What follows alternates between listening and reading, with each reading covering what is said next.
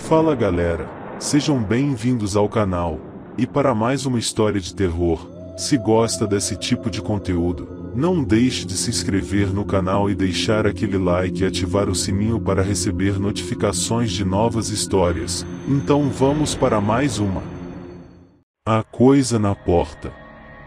Poucas pessoas são realmente capazes de apreciar a beleza da ignorância. Invejo os que sorriem tranquilos e que, obviamente, não passaram pelo que passei ou viram as coisas terríveis que vi. Nas horas vazias, quando meu pensamento voa livre, sou transportado para aquela casa onde vivi os momentos de mais puro terror. Ainda estremeço ao lembrar daquele som rítmico e abafado de batidas na porta.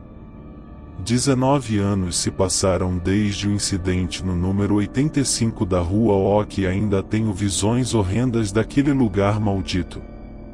O inverno de 1966 foi particularmente severo com a população da pacata Pine Heights, uma cidadezinha no norte de New Hampshire, onde havia morado minha vida inteira e onde nunca mais pisaria. Na primeira semana de dezembro a neve já começava a forrar meu quintal com uma fofa camada de brancura imaculada. O noticiário na rádio prometia 22 graus abaixo de zero, o que significava que estava na hora de abastecer a despensa para não ser pego desprevenido quando as ruas e estradas já estivessem fechadas devido ao clima. As lojas do centro da cidade estavam apinhadas de pessoas que tiveram a mesma brilhante ideia que eu, e uma viagem que duraria não mais que uma hora já se arrastava pela terceira. Após ficar esperando uma pequena eternidade naquela imensa fila do caixa, estava finalmente saindo do supermercado, já com tudo empacotado.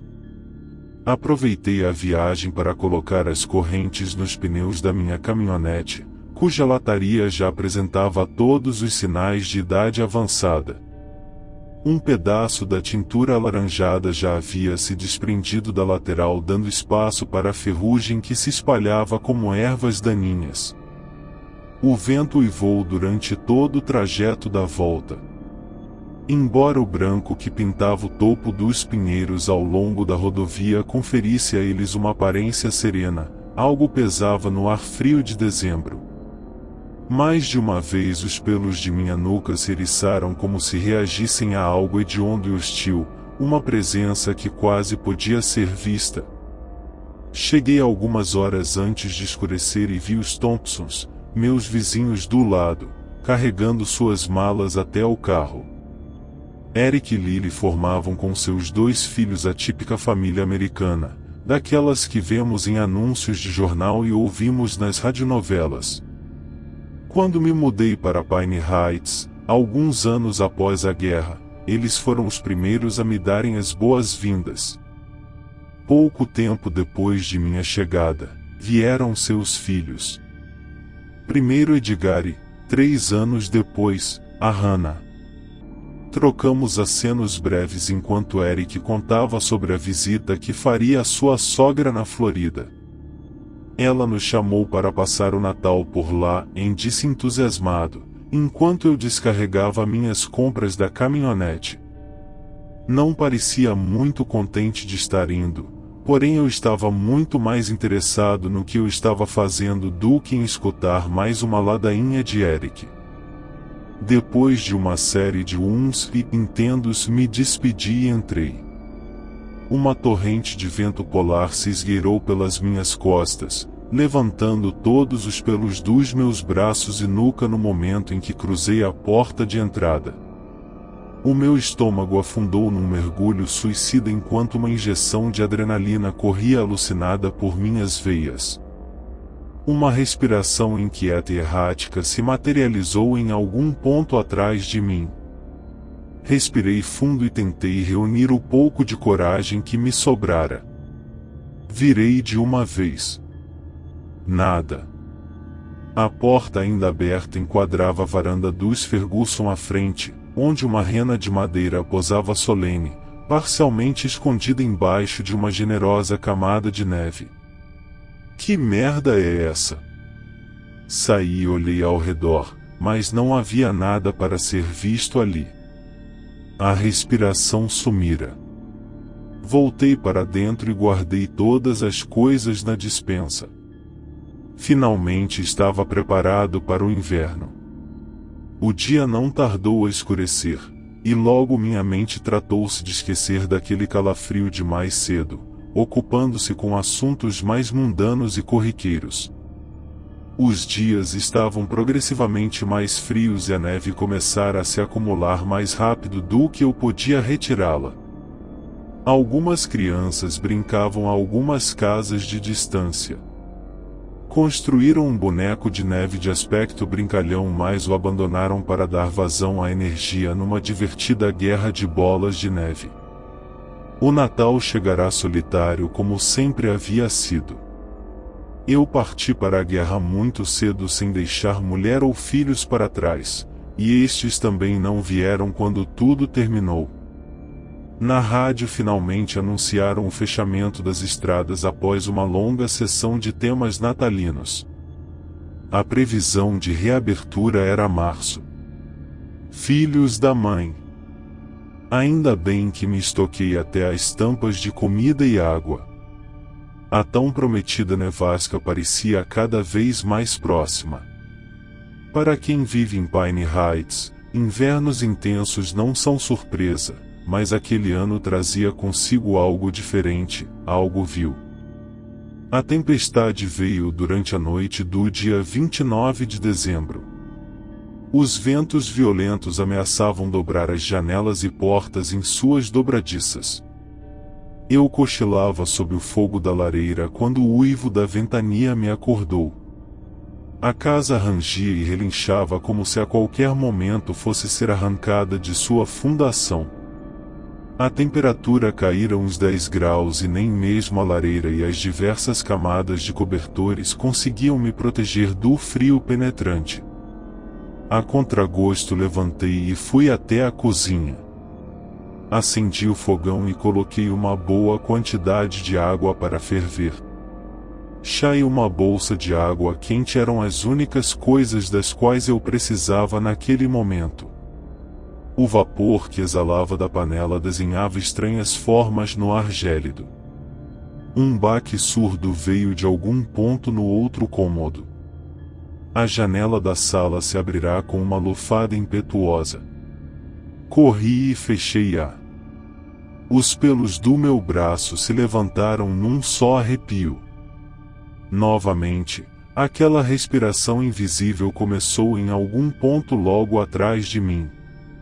Fiquei imóvel. A respiração continuou. Eu era o único naquela casa, tinha que ser. Forcei minhas pernas a funcionar e voltei à cozinha. Terminei de encher a bolsa e despejei o chá já pronto numa xícara. Subi apressado em direção ao meu quarto. Estava já no penúltimo degrau, ao topo da escada, já mais tranquilo. Tum! Tum! Tum! Cada músculo do meu corpo se enrijecera. O coração tentava ruidosamente abrir um buraco contra as costelas, quase sobrepujando a cacofonia que se alastrava lá fora. O horror mantinha cada pelo do meu corpo em pé. Os sons vinham da porta de entrada. Mas nesta tempestade? Quem se atreveria a aventurar por aí? Os pensamentos corriam pela minha cabeça num frenesi insano. Os segundos se transformaram em uma eternidade enquanto eu encarava a escuridão à minha frente. Ouvi a tempestade contra as janelas e as árvores da rua e, durante muito tempo, foi só isso que ouvi. Foi apenas o vento, menti. Estou enlouquecendo, contemplei com horror a possibilidade. Aos 21 anos me alistara para servir o país na Segunda Grande Guerra. Vi de perto os horrores dos campos de concentração e desde cedo tive que me acostumar com a morte e com a crueldade do ser humano. Muitos morreram ao meu lado, das piores e mais grotescas formas imagináveis. Ainda assim, sempre mantive minha cabeça no lugar. Nunca permiti que os horrores inenarráveis que vivi durante aqueles fatídicos anos influenciassem minha sanidade. Mas ali, parado no penúltimo degrau da escada com os olhos cravados nas trevas, parecia que a qualquer momento minha mente sucumbiria, escorregaria para fora de alcance e se renderia. Me agachei e sentei no último degrau, abraçando os joelhos e ouvindo atentamente em busca daquelas batidas. Não sei dizer quanto tempo havia passado, mas os primeiros raios da manhã já se esgueiravam para dentro da casa. Um lampejo de vergonha iluminou meu rosto. Havia passado a noite acuado pelo medo. Medo de quê? A borrasca continuava lá fora, mas diminuíra de intensidade. Subi ao quarto e deitei, mas não dormi. Levantei não muito depois, ainda moído de cansaço. O resto do dia foi uma sucessão de estranhezas. No rádio estática, interrompida apenas pela ocasional transmissão de Santa Claus is Coming to Town, traduzindo, Papai Noel está vindo para a cidade, que já se impregnara em minha cabeça. Depois de ouvi-la por uma quinta vez, desliguei o aparelho num acesso de raiva. Mais de uma vez pude jurar ter escutado sons estranhos atrás de mim, como vozes cochichando algo nefasto, porém sempre que virava para confrontar os intrusos não havia ninguém lá exceto a sensação de vergonha por estar tão paranoico. O temporal enfim havia dado trégua. Passei a tarde toda desobstruindo as portas e janelas da neve que já se acumulava a 1,5 metros de altura. O risco de confinamento e o medo do isolamento eram ótimos motivadores. A tarde já estava no fim, assim como o meu trabalho. Terminara todas as janelas e já havia começado a limpar a porta da frente. Mas, que diabos é isso? Conforme apartava a neve, estranhas marcas surgiam recobrindo boa extensão do batente. As batidas da noite anterior soaram em minha cabeça em resposta à nova descoberta. Nenhuma criatura viva conhecida pelo ser humano era capaz de produzir tais marcas. Um padrão frenético, demente, conferia àqueles arranhões uma natureza macabra. Algo hediondo esteve na minha porta ontem à noite e queria desesperadamente entrar. A noite chegou pesada. O rádio voltará a transmitir sua programação regular. Aparentemente o tempo instável retornaria no dia seguinte. Entre as notícias e as radionovelas, colocavam os maiores sucessos musicais do Natal. Dormi em algum ponto da reprise de Baby It's Cold Outside. Estava num corredor que se estendia para além do alcance da vista. Andava trôpego, errante. As paredes sustentadas em ângulos impossíveis se contorciam ao meu redor num furor demente. Uma voz rouca feito trovão me dizia coisas ininteligíveis, mas sabia que me chamava. Me atraía e me mantinha caminhando. Após uma eternidade cambaleando, o corredor começava a alargar. A voz cada vez mais alta em minha cabeça, resmungava palavras atrozes num idioma que eu não era capaz de compreender. Meus pés me levavam em direção a uma bocarra nojenta a qual não via, mas ouvia claramente. Murmúrios infestavam meus ouvidos. Agouros de morte e destruição que se esgueiravam por entre os rugidos demoníacos que emanavam da coisa. O rádio ligara abruptamente, me arrancando daquele sonho perverso. Ele vê quando está dormindo. Ele sabe quando está acordado. É aquela maldita música outra vez. A camiseta estava pressionada contra a pele ensopada em um suor gelado. É melhor tomar cuidado. É melhor não chorar. Papai Noel está vindo para a cidade. O rádio continuava regurgitando versos da canção. O frio lancinante emanava ondas de dor a todas as minhas extremidades. Sentei-me no sofá ainda atordoado do pesadelo enquanto o relógio marcava pouco mais de 3 da madrugada. Tum! Tum! Tum! A música parara. Merda! Num pulo me pus de pé enquanto encarava as sombras difusas lançadas contra o hall de entrada. Nada se ouvia exceto o vento lá fora. Tum! Tum! Tum! Desta vez a luz se apagara, me lançando nas trevas mais profundas. Levei alguns longos segundos para me acostumar à ausência de iluminação. Meu coração batia tão forte que tenho certeza de que podia ser ouvido à distância. Aquilo podia sentir o medo exalando de cada um dos meus poros. Aquilo gostava disso. Com passos inseguros tracei meu caminho até o hall, parando de frente para a porta de entrada de onde vinham os baques surdos. Tremia da cabeça aos pés. Uma respiração arfante vinha do outro lado da porta de madeira maciça. Parecia vir de algo titânico. Não soava humano. Tum! Tum! Tum! A terceira leva de batidas estremeceu toda a estrutura da casa. Ele vê quando está dormindo. Ele sabe quando está acordado, o rádio voltará a resmungar ao fundo. A casa inteira tremia, instável. Os pratos na cozinha eram lançados contra o chão de dentro de seus armários cujas portas abriam e fechavam freneticamente a cada solavanco da casa. O som úmido das conservas se despedaçando junto com as prateleiras da despensa. Panelas se chocavam umas contra as outras, juntando-se à sinfonia infernal. As janelas explodiram, espalhando cacos de vidro para todos os lados e dando passagem às violentas rajadas de vento e neve.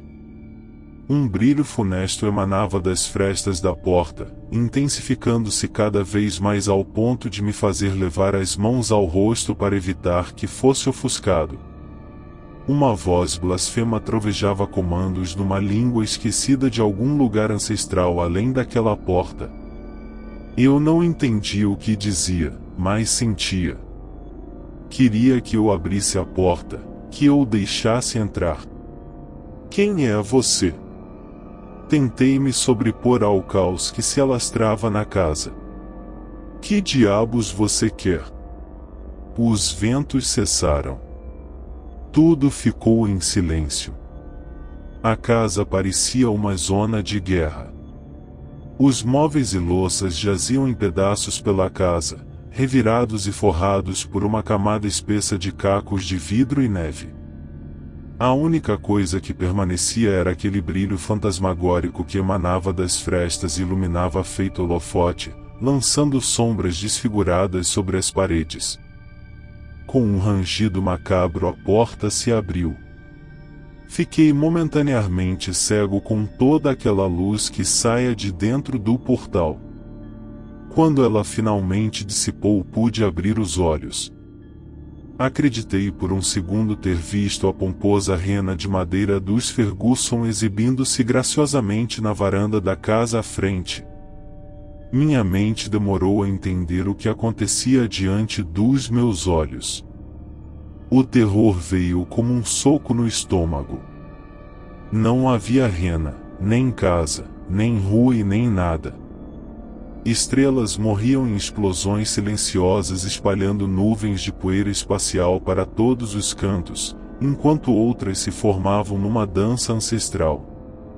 Planetas distantes e desconhecidos desenhavam órbitas concêntricas ao redor de enormes buracos negros.